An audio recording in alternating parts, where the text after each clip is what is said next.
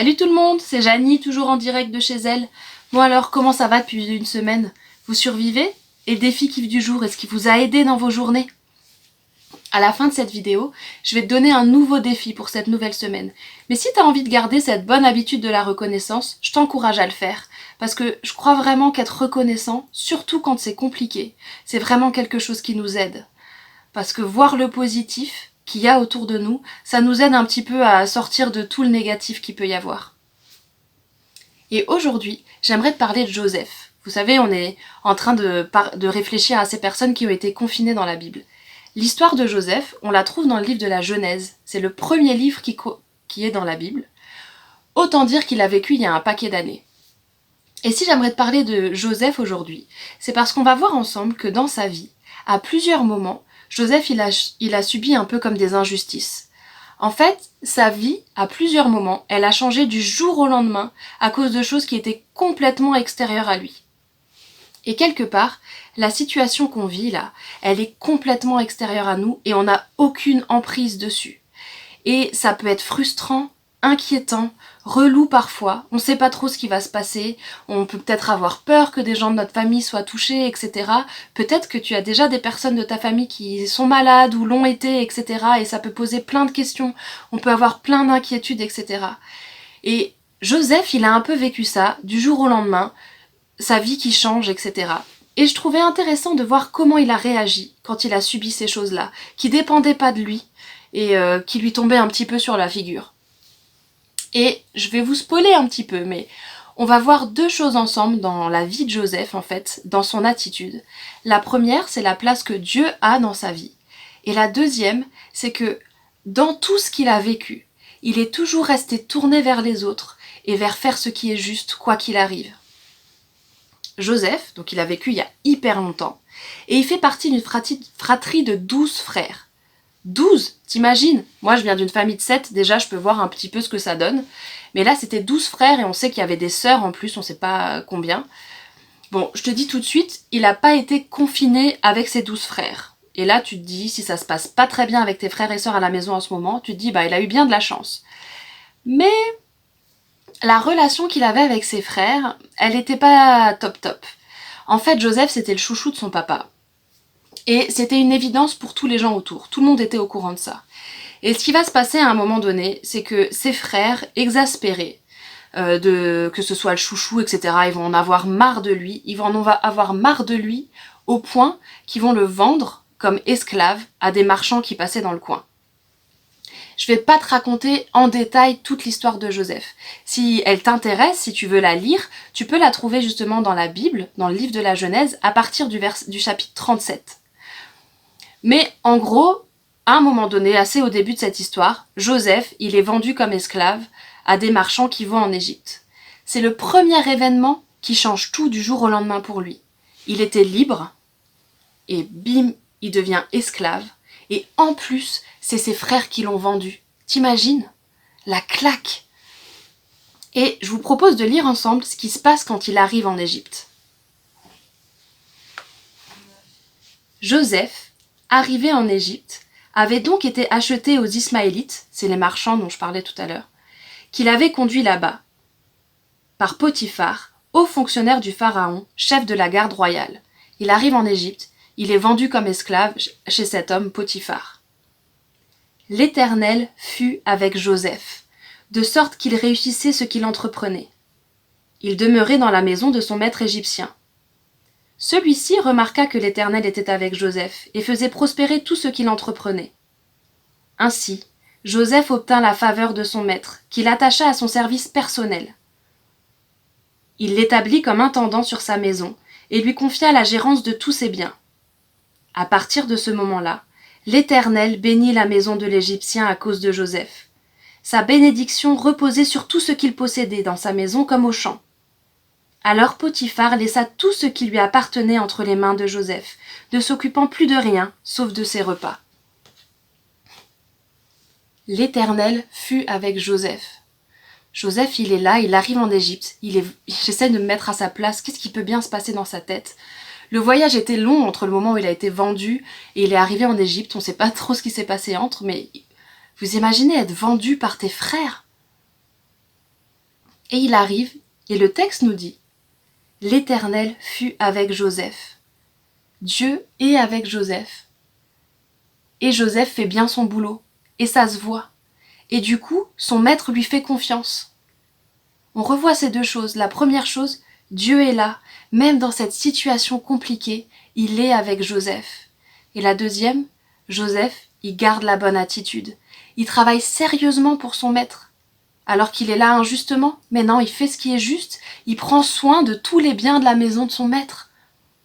Et grâce à ça, Dieu bénit ce qu'il fait. Et son maître lui fait confiance. Mais malheureusement, ça va pas durer. Dans la suite du texte, en fait, le texte il nous dit que Joseph il est plutôt beau gosse. Et la femme de Potiphar, elle a remarqué ça aussi, qu'il était beau gosse. Et elle va essayer de coucher avec lui. Et Joseph, pour faire ce qui est juste et pour repousser ses avances, va s'enfuir, il va partir. Mais elle va garder un bout de vêtement. Et quand son mari va rentrer, le maître, Potiphar, elle va lui dire que Joseph a essayé de la violer, etc.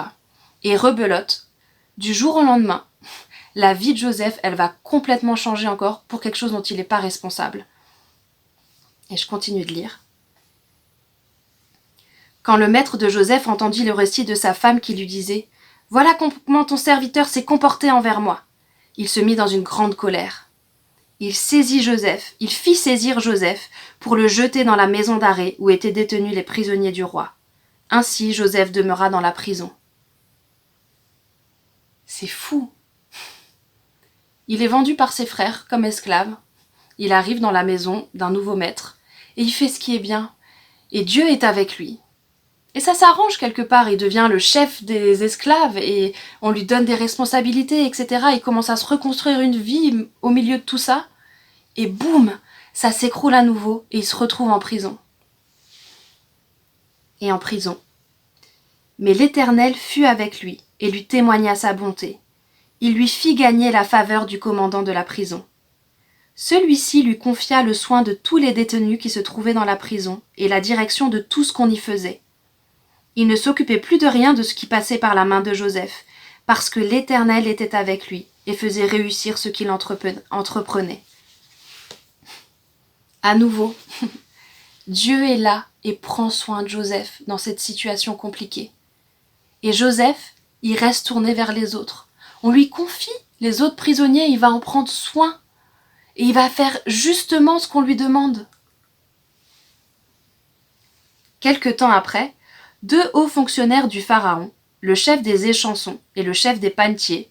Les échansons, c'est ceux qui amenaient le vin au pharaon, et les panetiers, c'est ceux qui amenaient le pain. Donc ces deux chefs, le chef des échansons et le chef des panetiers, commirent une faute envers leur maître, qui fut très irrité contre eux, et les fit jeter dans la prison du commandant de la garde, où Joseph était incarcéré. Celui-ci les confia aux soins de Joseph, qui s'occupa d'eux. Ils passèrent un certain temps en prison. Joseph, il va prendre soin de ses prisonniers. Il est là dans cette prison, c'est injuste, mais il fait ce qu'on lui demande, et Dieu est avec lui. Et il va s'occuper d'eux, ils vont passer un certain temps dans la prison, et une nuit, ils vont tous les deux faire un rêve. Ils vont faire un rêve qui va les tourmenter. Et le matin, ils se réveillent, et puis Joseph, il voit bien qu'il y a quelque chose qui va pas. Et il leur demande, mais qu'est-ce qui se passe? Qu'est-ce qui va pas? Et il y en a un qui commence à parler, j'ai fait un rêve cette nuit, je sais pas trop comment le comprendre, c'était bizarre, etc. Et Joseph, il lui dit que, en fait, il croit que Dieu est capable de donner l'interprétation des rêves. Est-ce que tu veux bien me raconter ton rêve? Sûrement que Dieu, le Dieu que je connais, avec qui j'ai une relation, il peut te donner l'interprétation. Et l'échanson raconte son rêve. Et Joseph lui donne l'interprétation du premier. Et du deuxième rêve ensuite. L'interprétation, c'était qu'en gros, l'échanson, il allait être rétabli dans 3 jours dans ses fonctions, et le panetier, malheureusement, il allait être pendu dans 3 jours. Et à ce moment-là de l'histoire, on se rend vraiment compte de la foi de Joseph. Si avant, on parle surtout du fait que Dieu est avec Joseph et le bénit, là, c'est Joseph qui prend position pour Dieu quelque part et qui dit « c'est pas moi qui vais te donner l'interprétation du rêve, mais moi, je crois en un Dieu tout-puissant qui est capable de donner l'interprétation de ce rêve. Si tu me le racontes, Dieu peut me permettre de te donner l'interprétation. » Et on comprend du coup que tout ce temps, il a fait confiance en ce Dieu qui est tout puissant. Malgré les situations qu'il avait dans sa vie, il a fait confiance.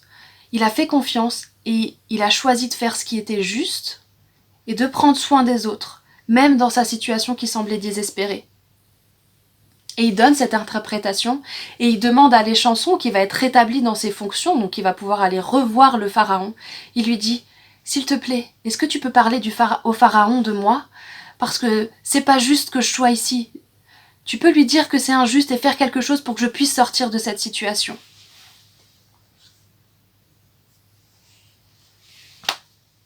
Et un peu plus loin, la suite. Les choses se passèrent conformément à l'interprétation que Joseph avait donnée de leurs rêves. Mais le chef des échansons ne pensa plus à Joseph. Il l'oublia. 2 années entières passèrent, puis le pharaon fit un rêve. 2 années de plus dans cette prison. 2 années. Le chef des échansons, il l'a oublié. Alors que Joseph, il a pris soin de lui dans cette prison. Et il l'a oublié. 2 années. Encore 2 années dans cette prison, c'est fou. Et grâce à ce rêve que le pharaon va faire, Joseph va sortir de prison et il va même devenir la 2e personne la plus importante d'Égypte, juste derrière le pharaon. Mais je vais pas te raconter, il va retrouver sa famille, etc. Je vais pas te raconter l'histoire. Si tu veux la lire, tu peux le faire, tu peux la chercher. Si t'as pas de Bible, il y a des applications, tu peux même la trouver sur Internet, etc. cette histoire. Mais ce qui est dingue, en fait, c'est que l'attitude de Joseph à tout ça. En fait, il avait toutes les raisons d'être inquiet, peut-être même en colère, à plusieurs moments dans sa vie. Du jour au lendemain, il y a tout qui a changé. Et c'est un peu comme s'il pouvait avoir l'impression que sa vie lui glisse entre les doigts. Mais dans tout ça, il fait confiance en Dieu. Et il prend soin des autres autour de lui. Les affaires de son maître, les autres prisonniers. Et nous, dans tout ce qu'on vit aujourd'hui, on a plein de raisons d'être inquiets. Et je veux pas minimiser ça, il y a plein de raisons d'être justement inquiet, ou d'en avoir marre d'être enfermé, etc. Est-ce que parfois, ça nous fait pas être moins sympa avec les gens qui nous entourent? Mes frères et sœurs, mes parents, les profs peut-être. Joseph, dans son confinement, dans ces situations où il a été un peu enfermé, que ce soit esclave, c'est une forme d'enfermement, quand il a été en prison, il était enfermé, il a reconnu 2 choses. La première, il a reconnu la place de Dieu. Il lui a fait confiance parce qu'il savait qu'il était un grand Dieu tout-puissant et qu'il l'a vu prendre soin de lui, même dans cette situation compliquée. Il est resté en contact avec Dieu. Il avait cette relation avec Dieu. La deuxième, c'est sa place et son rôle à jouer dans tout ça. Il a continué de choisir la bonne attitude et de prendre soin des autres, quoi qu'il arrive. Et cette semaine, j'aimerais te proposer le défi « Regarde autour ». Regarde autour de toi. Et dans ce défi, il y a 2 aspects. La première chose, c'est regarde autour. Et si Dieu, il pouvait être un encouragement pour toi dans tout ce que tu vis? Peut-être que tu as déjà une relation avec lui et du coup, comment tu peux te rappeler qu'il est là et qu'il prend soin de toi? Peut-être que tu ne le connais pas, que tu n'y crois pas. Est-ce que ce serait pas l'occasion de se poser la question? Et peut-être de lui parler pour la première fois, de lui demander de t'aider dans ce que tu vis? Premier regard autour et regarde autour de toi. Comment est-ce que chaque jour tu peux aider quelqu'un? Je suis sûre que si tu te poses cette question, tu vas avoir plein d'idées. Ça peut être envoyer un mot sympa à quelqu'un que tu connais qui est peut-être un soignant, une infirmière ou quelqu'un un gendarme, etc. Ça peut être juste aider tes parents à la maison, à faire l'école à ton petit frère ou ta petite sœur, ou juste les aider dans les tâches ménagères, etc. Il y a plein d'idées, mais que chaque jour, le défi regarde autour, on puisse se poser la question, comment est-ce que je peux aider quelqu'un aujourd'hui? Être disponible pour les autres, ça demande d'être soi-même en paix. Les chrétiens, ils trouvent cette paix en Dieu. Comme Joseph, je choisis de faire confiance en un Dieu qui est plus grand que tout ce que je vis et qui est jamais dépassé par ce qui se passe. Et ça m'aide à faire ce qui est juste et à regarder aux autres et à aider les autres. On a tous besoin d'air et de paix en ce moment. Et si on en offrait aux gens autour de nous? C'est le défi Regarde autour de cette semaine. Et je vous dis à la semaine prochaine. Salut les amis!